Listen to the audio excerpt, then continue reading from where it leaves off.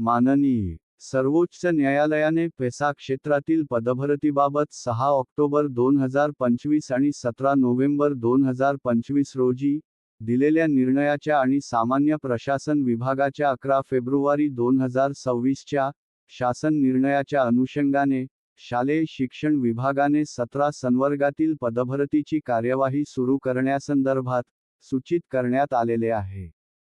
या संदर्भातील शासन परिपत्रक दिनांक 20 फेब्रुवारी 2026 रोजी निर्गमित करण्यात आलेले असून, हे पत्रक नेमके काय आहे, हे जाणून घेण्याच्या अगोदर, जर आपण या YouTube चॅनलवरती नवीन असाल, तर चॅनलला सबस्क्राईब करून घ्या.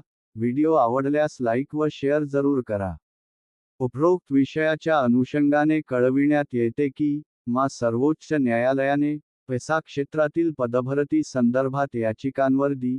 6 ऑक्टोबर 2025 व दि.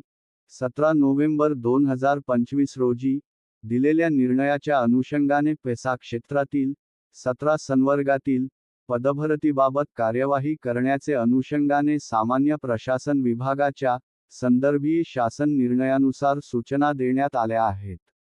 2. तरी, सदर शासन निर्णयानुसार पेसा क्षेत्रातील या विभागाशी संबंधित पवित्र प्रणाली मार्फत शिक्षक संवर्गाच्या पदभरती संदर्भात पुढील कार्यवाही करण्याबाबत सर्व नियुक्ती प्राधिकाऱ्यांना आपल्या स्तरावरून तात्काळ सूचित करावे, ही विनंती.